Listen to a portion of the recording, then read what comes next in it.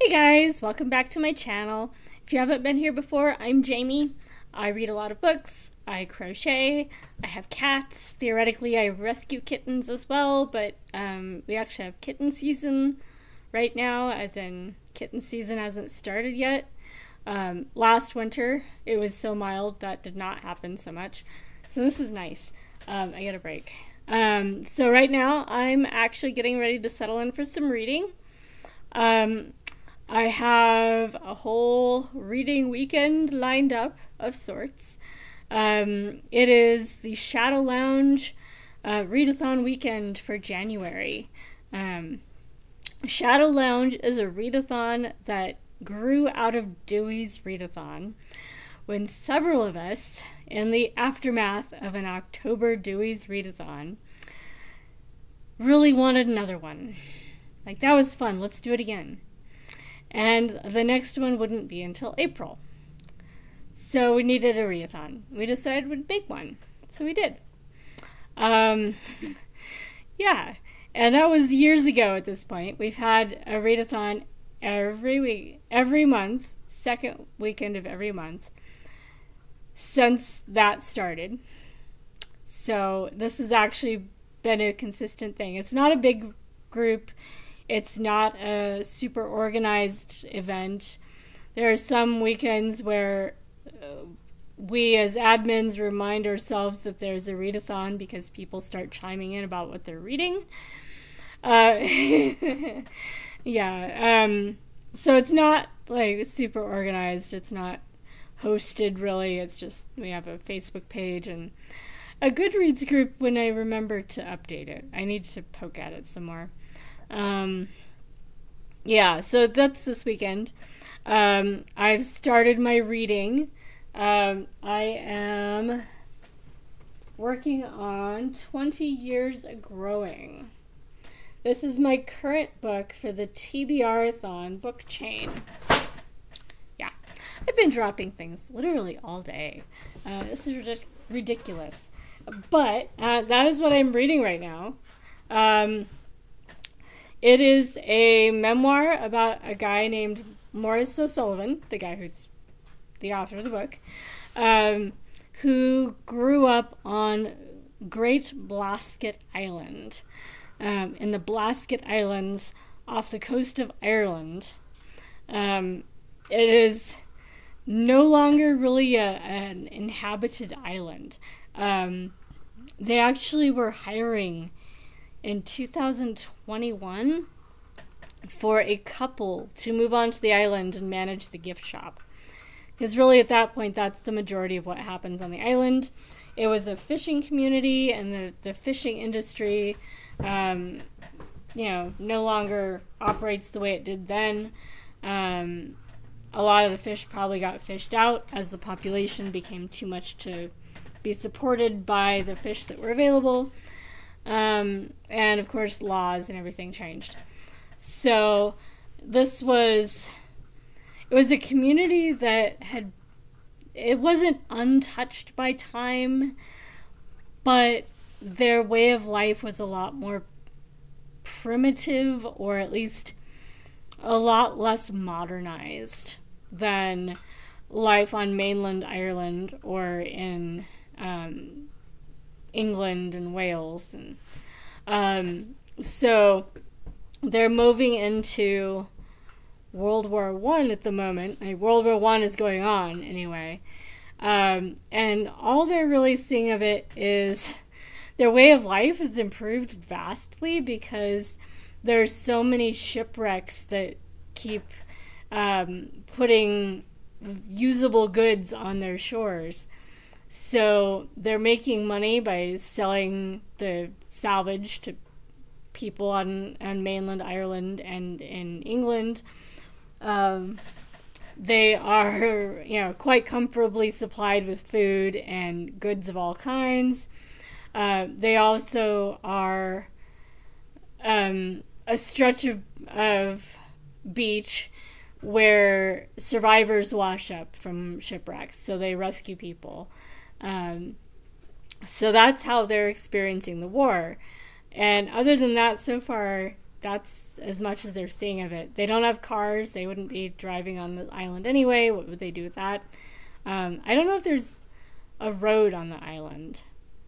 It seems like a place where a bicycle might make sense, but nothing more than that. It's just not big enough, and making a road would be more work than it would be worth. So that kind of space. Pretty cool. At the moment, I don't know if there's people living on the island manning the gift shop. I didn't check up on that to see if they did staff that position, or if it's come open again. But if that sounds like something you'd be interested in, keep an eye out for Great Blasket Island, because that might come up again. So I got some library books this week. I got 2 Hilary Mantel books. I was watching an older Steve Donahue video in December. I talked about it on one of my videos back then, and got tempted into starting the audiobook of Wolf Hall from his video. And then our library sort of discontinued, or I don't know what, stopped using Cloud Library. I don't know if permanently or what. But in any case, I was suddenly no longer able to access my audiobook. So I put a hold on the print books. They showed up this week. And I may have accidentally showed up with a couple extra books, because libraries are like that. So I got one that's totally random. So this is a sci-fi novel, The Deep Sky, by Yume Kitasai. I don't actually know where the accent would go in that person's last name. But author I've never read before. Sci-fi. And it's a pretty cover. And that was all it took, because, yeah. Who wants to only read what you own? Really. I am still trying to read what I own. But, yeah. It's a pretty book. I needed it. I also got a Susan Wittig Albert murder mystery from the Darling Dahlias series. The Darling Dahlias and the Voodoo Lily. I love the Darling Dahlias series. These are historical fiction murder mysteries, kind of cozy murder mysteries, set in a small town in the U.S. Deep South during the Depression. So at this point, the Depression is definitely set in. I think book 2 or 3, they're starting to take it actually seriously. Book 1, the Depression is just beginning. The crash has just happened.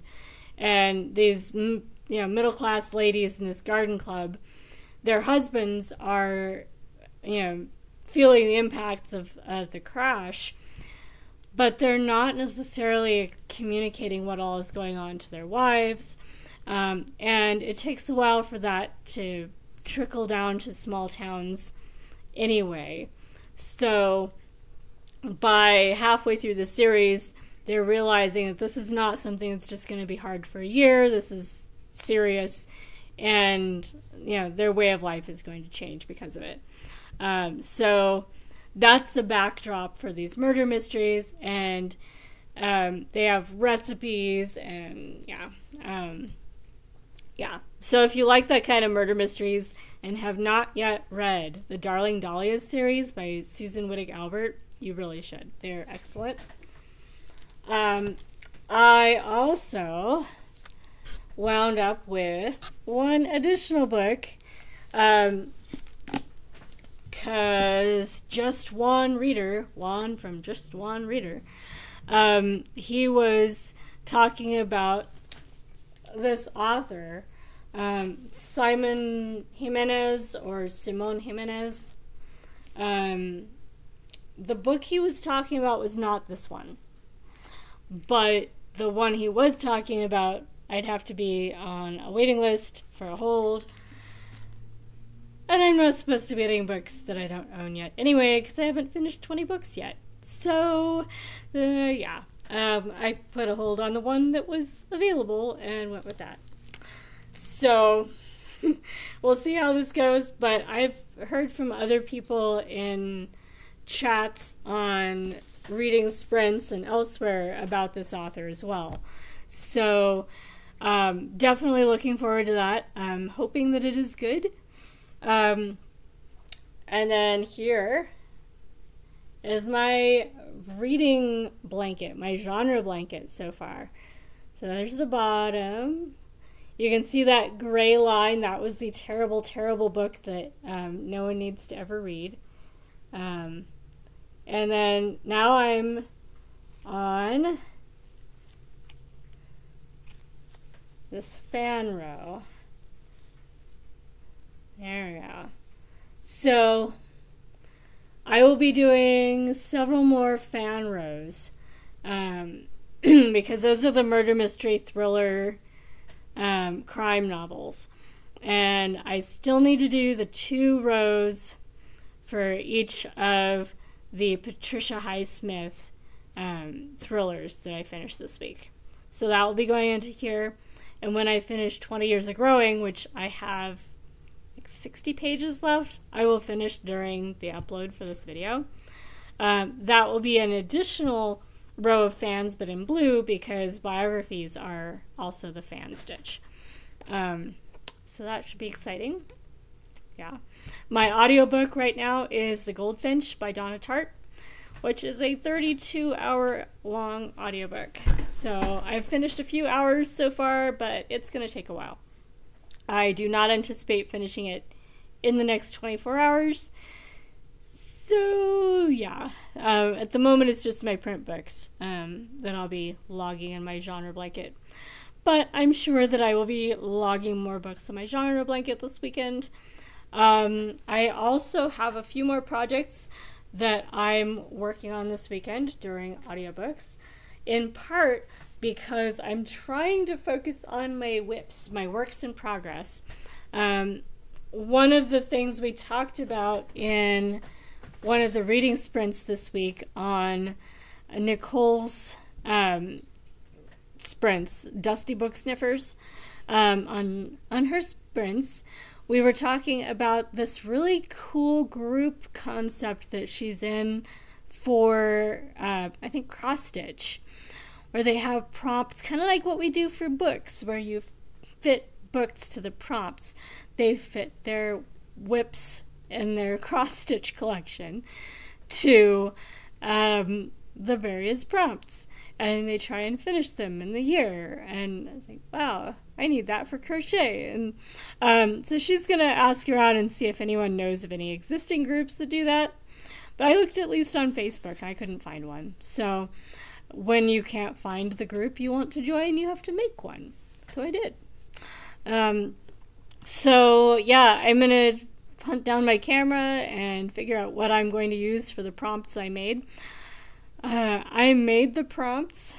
I thought about it afterwards. Like, I could have made this really easy on myself and picked the prompts based on things I was sure I knew what I wanted to use for them. I did not. So now that I made the prompts, I don't even remember what I made. I mean, I don't remember most of them. I remember there's one with red in the title. I think Lady in Red. I'm pretty sure I kept that one in. I'll have to look now, because I was kind of making it up as I went along. I ended up on Spotify and pulling up, lists of songs I liked to find titles that worked. And it was a lot of fun.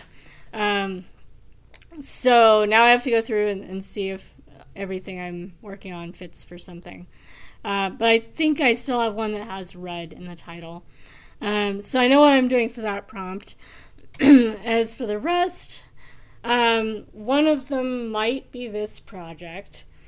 This is a reworking of a 1950s doily, and I'll pull up the 1950s doily. This one was from North Carolina. It is falling apart. You can see the edges are a bit tatty, and So I'm making a new one using this one as the pattern. And at the moment, my yellow one, you can see it has the square in the middle going out from the center for that first row of lacy squares. So here it is in the original. And you can kind of see where I've gotten to so far, and then I'm going to be doing the rest of these square lacy things. So once I finish it in the yellowy, orangey color, marigold, something like that, variegated marigold or something. Once I finish that, I'm going to do a set of small ones to go with it, and it'll be a centerpiece and coaster set that we get to use during stitching groups. So that'll be fun. So I'm working on that during audiobooks. Try and get that to balance so it doesn't fall off. I'm also working on my crochet along projects. These are the Inspired by Color crochet along from Crochet Crowd. This was the Boxing Day project. And these colors are way more vibrant than the camera's going to show. The pink is a color called Coral from Joann's. Yeah, it's the Big Twist Coral. I don't think I've ever seen coral that's that color.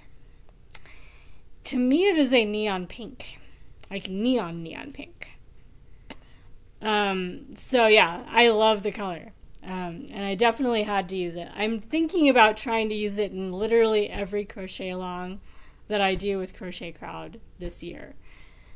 Just because it's one of those colors that a lot of people have told me, but you can't use it with anything. So now I want to, prove them wrong by using it in everything for a year.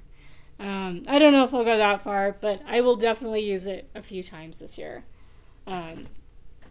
And then there's also the square version of the same project. And that one I'm doing in wool. So I have a whole bunch of wool that someone donated to me. So this will be a little bit more sedate. I do have some orange in there, but otherwise it's really pretty grown-up colors. So those I'm going to work on. Right now I have not actually caught up with week 1 yet, let alone caught up to the current row. So maybe by Monday I'll be closer to caught up. Maybe. Because I think the next installment of rows comes out on Monday. So, yeah. And then I'm also working on a purple hat because I realized yesterday that while I've made a lot of hats, including purple ones, I've given away or sold all of the hats I made in purple. So, if I want a hat for me to wear in purple, I need to make another purple hat. So, those are the projects I'm going to be working on. The project with red in it, I might as well bring it over.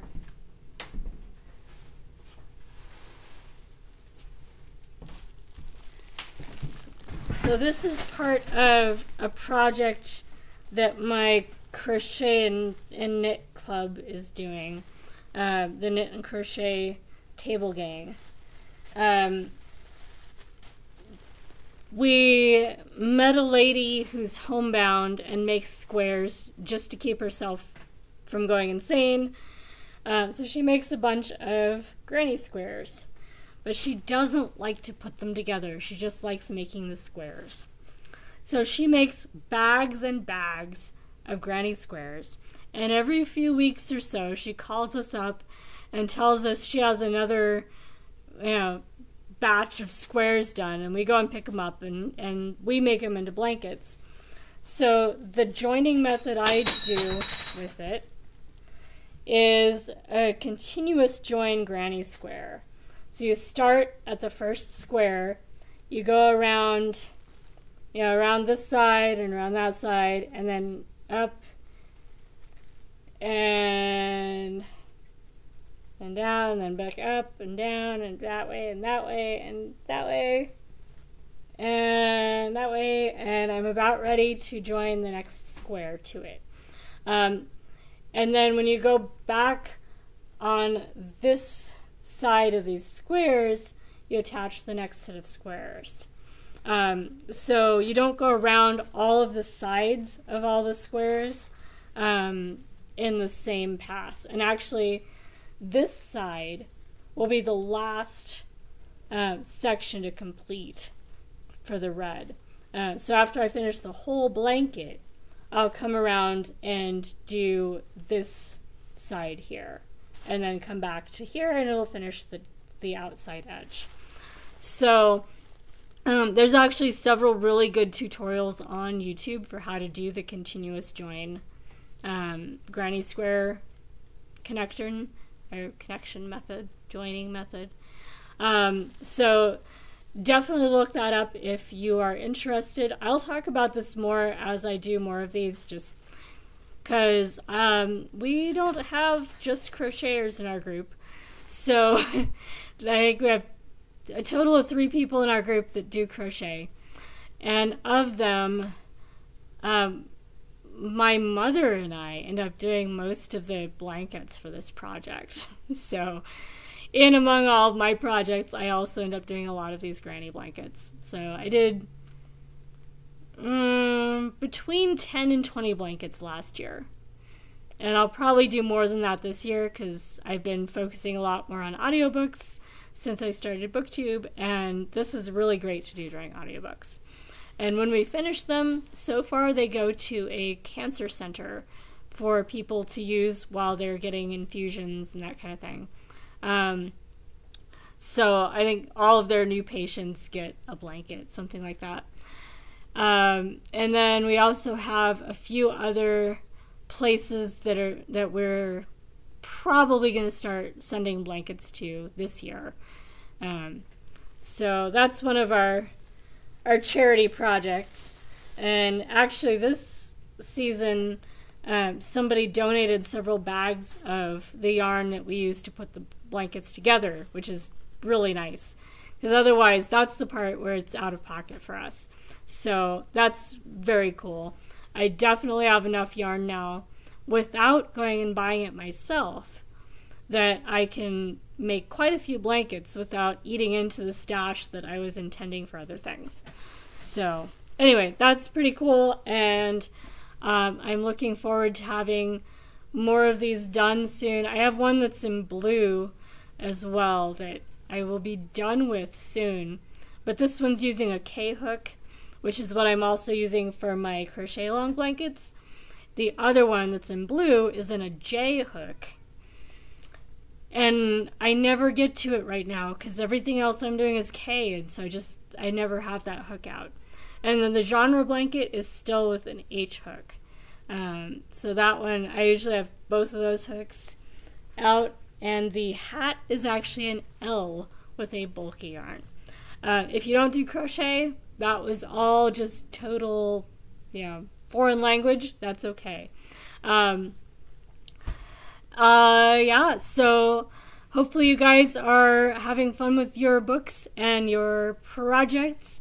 I'm hoping to get a lot of reading done this weekend. I actually work at the food pantry tomorrow, so I can't stay up all night tonight, unfortunately.